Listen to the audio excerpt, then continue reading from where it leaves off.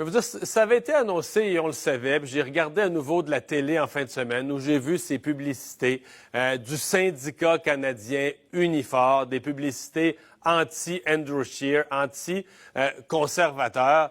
Et je dois vous dire, je veux vous parler aujourd'hui de mon énorme malaise à voir cette campagne très, très, très partisane à quelques jours du déclenchement des élections. Pour ceux qui ne l'auraient pas vu, avant d'aller plus loin, on regarde ça ensemble.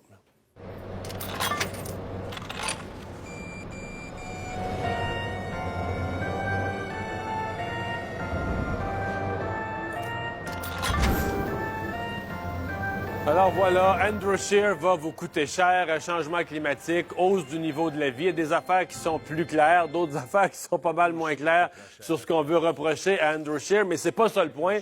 Tous les électeurs au Canada ont le droit d'aimer, d'adorer un chef, un autre chef, un programme de parti ou pas. La question, c'est est-ce que c'est sain qu'une organisation syndicale comme celle-là s'en mêle? Parce que, bon, un syndicat, évidemment, agit avec les cotisations. Moi, personnellement, tu me demandais à moi, j'ai toujours eu un énorme malaise avec le fait qu'on prenne les cotisations des gens, cotisations très élevées, ça coûte très cher aux travailleurs être membres des syndicats. Je trouve qu'ils sont patients, les travailleurs, mais parce que c'est prélevé à la source, ils ne s'en rendent pas vraiment compte. Si on demandait aux travailleurs syndiqués de signer un chèque là, à la fin de l'année, signe-moi 700 pièces être membre du syndicat, 700 sur le chèque, tout ça changerait. Mais là, comme c'est prélevé à la source, les gens ont l'impression que c'est de l'argent qu'ils n'ont jamais touché, qu'ils n'ont jamais eu. Fait que les syndicats sont extrêmement riches à cause de ça. Donc, ce qui permet à un syndicat comme Unifor de se lancer dans la grosse TV avec une campagne comme ça. On doit ajouter, dans le cas d'Unifor, à cette campagne très partisane, le malaise supplémentaire. C'est un énorme syndicat, mais qui, au Canada, est le syndicat des journalistes. Pas juste des journalistes. Ils ont plein d'autres syndiqués, mais...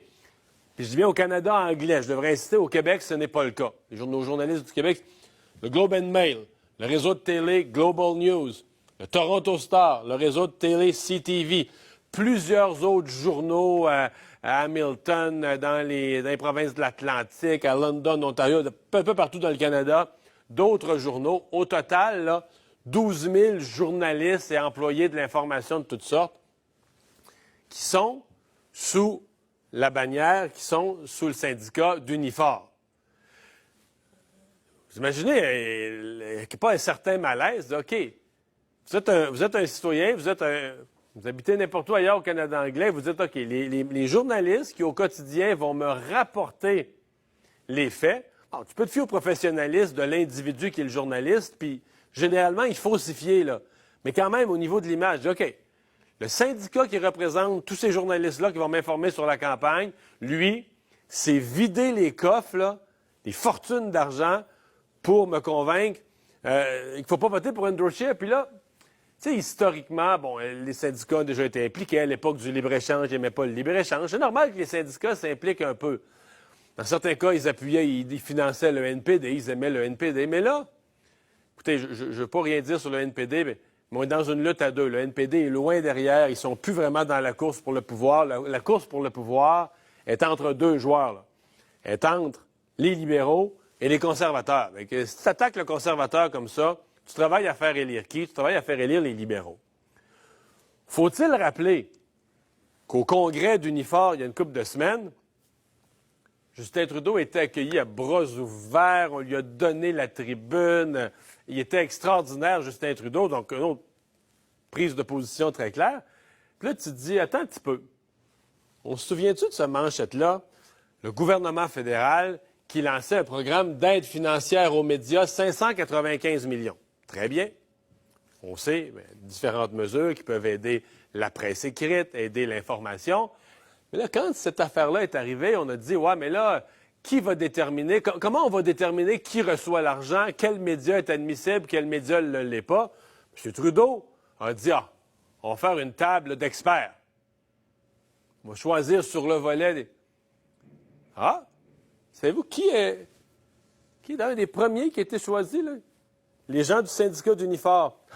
Les gens du syndicat d'Unifor sont mis à la table, malgré toutes leurs actions partisanes, sont mis à la table comme des gens d'une haute expertise. Des sages du Canada qui vont aider à distribuer l'argent. On va as-tu le droit de voir un retour d'ascenseur, dire, OK, Unifor se fait mettre à la table pour distribuer une fortune, 600 millions de notre argent. Unifor représente des journalistes, puis Unifor décide, comme jamais dans son histoire, de s'impliquer dans la campagne pour faire réélire les libéraux. Je vous répète, j'ai généralement confiance au professionnalisme individuel du journaliste pour aller à une conférence de presse puis rapporter les faits pour faire son travail honnêtement. Mais au niveau de l'image, là, on est-tu au courant de ça, nous autres, au Canada, de comment Donald Trump, aux États-Unis, avec ses fake news, a contribué à détruire la réputation de tout ce qui est journaliste, de ce qui est la presse, de tout ce qui est le travail de professionnels qui vont aux événements avec leurs yeux, leurs connaissances, et rapportent à la population. À l'heure actuelle, aux États-Unis, il y a à peu près la moitié de la population qui ne croit plus les médias à cause de, les fameuses fake news de Donald Trump. Est-ce qu'au Canada, on craint la même chose? Est-ce que nos journalistes au Canada se posent des questions, craignent la même chose, s'inquiètent de l'image que ça donne, ce qu'est en train de faire leur syndicat? Il y a quelques journalistes que je félicite d'ailleurs, chroniqueurs ou autres, qui ont dénoncé ça, qui ont dit notre syndicat, ce qu'il fait, ça n'a pas de bon sens, ça nous met dans une situation impossible. Le syndicat les a envoyés promener. Le président du syndicat, M. Diaz, leur a renvoyé une lettre en disant « Regarde, moi, je fais ce que je veux, je suis un gros syndicat, puis les conservateurs sont terribles, il faut les faire battre, puis je m'implique dans la campagne. » Moi, je dis, il y a un test là, pour tous ces journalistes, là, dans les prochaines assemblées. Est-ce qu'ils vont se dissocier? Est-ce qu'aux assemblées générales, là, les journalistes vont dire, nous, là, Unifor, ils nous ont mis mal à l'aise, ils nous ont mis dans le coin. Tu veux aller jusqu'au bout de ton idée, puis tu veux prouver au niveau journalistique que tu n'es pas prêt à faire partie de ce genre de gamique-là, dissocie-toi de ce syndicat.